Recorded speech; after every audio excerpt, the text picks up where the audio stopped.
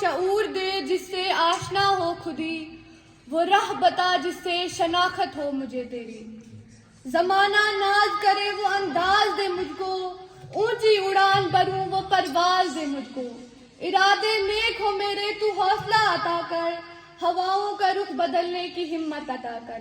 لکھوں تیری وسعت ایسا قلم بھی نہیں، تیری عظمت بیاں کروں اتنا میرے قلم میں ہنر بھی نہیں۔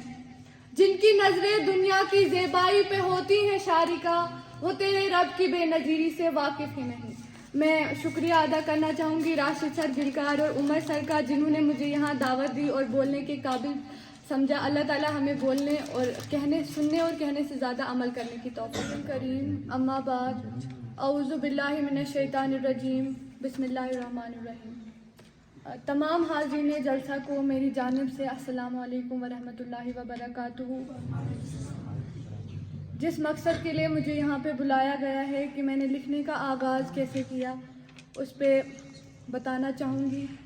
سب سے پہلے تو جب ہمیں گھر سے اسکول بھیجا جاتا ہے ایک بچے کو، اسے یہ کہا جاتا ہے کہ اگر اسے اپنی زندگی میں بلندی حاصل کرنی ہے، اپنی زندگی میں عروج حاصل کرنا ہے، تو اسے بہت پڑھنا ہوگا، بہت محنت کرنی ہوگی، تاکہ وہ پھر ایک بہت بڑا ڈاکٹر، انجینئر بن جائے، اس کے پاس بڑا بنگلہ ہو، بڑی گاڑی ہو، اور وہ اپنا عروج حاصل کرے گا۔ لیکن اللہ تعالیٰ کی نظروں میں عروج کیا ہے وہ ہم اس کو نہیں سکھاتے ہیں، کیونکہ میری ناول کا نام ہے سعود۔ سعود عربی زبان کا ایک لفظ ہے جس کے معنی ہے عروج کرنا۔ سب سے بڑا عروج ایک انسان کے لیے ہے خودی اور خدا کو پہچاننا۔ اگر آپ خودی کو نہیں پہچان پاتے ہیں تو آپ خدا کو کیا پہچان پائیں گے؟ عروج جو ہے، سعود انسان اپنی جھونپڑی میں بھی اگر وہ نماز پڑھے اور خودی اور خدا کو پہچانے، وہ حاصل کر سکتا ہے۔ آپ بڑے بنگلے میں ہو، عیاشیاں کرو، وہ تو زوال ہے۔ ہو سکتا ہے دنیا کے لیے وہ عروج ہے، لیکن وہ آپ کے لیے اور اللہ کی نظروں میں وہ زوال ہے۔ کیونکہ جب میں نے پہلے 8th کلاس میں لکھنا شروع کیا، میں نے 9th کلاس میں کچھ چند کتابیں پڑھی، اور 10th میں نے یہ فیصلہ کیا کہ میں لکھوں گی۔ اور میرے چاچا محترم عبدالرشید صاحب ڈار، انہوں نے مجھے کہا کہ آپ کو دنیا کی کامیابی مل جائے گی، لیکن وہ ہر صبح مجھے نماز کے لیے اٹھاتے تھے کہ آپ اٹھو، یہ کامیابی ہے آپ کی۔ تو میں سوچتی تھی کیا صرف نماز پڑھنے سے کسی کو کامیابی مل سکتی ہے؟ اور یقین مانے کہ جب میں نے قرآن پاک پڑھنا شروع کیا اور میں نے یہ ارادہ کیا کہ نہیں، جب میں اپنا قلم اٹھاؤں گی تو میں اللہ تعالیٰ کے بارے میں کچھ ایسا لکھوں گی جب وہ معاشرہ پڑھے وہ جانے کہ ریئل سکسیس کیا ہے۔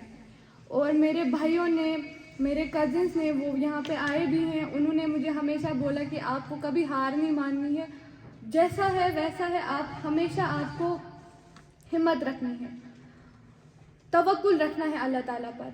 اور میرے استاد محترم حافظ بشیر سر، جنہوں نے بعد میں میری ناول کی نظر ثانی کی، اور ان نے مجھے سکھایا کہ سچ میں سعود وہ ہوتا ہے، عروج وہ ہوتا ہے جو بندہ اپنے رب کے سامنے کرتا ہے۔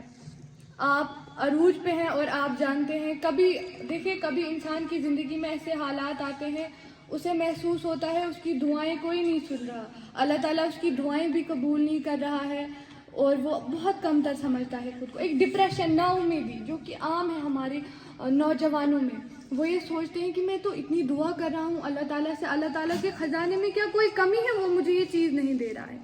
غلطی یہ ہے کہ ہم مان لیتے ہیں، ہم سوچتے ہیں کہ ہمیں ہماری تمام نیکیوں کا صلہ اسی دنیا میں ملنا چاہیے، لیکن اللہ تعالیٰ ہماری تمام آزمائشوں کا صلہ ہمیں آخرت میں دے گا۔ کبھی زندگی میں ایسا فیز آتا ہے جہاں انسان یا تو ڈوبتا ہے یا ابھرتا ہے، اور جو ابھرتا ہے وہی کچھ بنتا ہے، کیونکہ برے وقت سے آپ بہت کچھ سیکھتے ہیں، آپ کو بہت کچھ پتہ چلتا ہے برے وقت سے۔ اور ہمیشہ میں آپ تمام یہاں پہ جو بھائی ہیں میرے، میں ان سے کہوں گی کہ اللہ تعالیٰ پہ توکل رکھیں، بھروسہ رکھیں، اور جو اگر آپ کے ساتھ کبھی کوئی آزمائش ہو، کوئی بھی بری چیز، تو اس چیز کو ایکسیپٹ کر لیں۔ اللہ تعالیٰ، بے شک اللہ تعالیٰ انہی کا حامی اور ناصر رہے گا جو اللہ تعالیٰ پہ توکل رکھتے ہیں۔ آخر میں اپنی ناول کی لکھی ہوئی آخری غزل سنانا چاہوں گی۔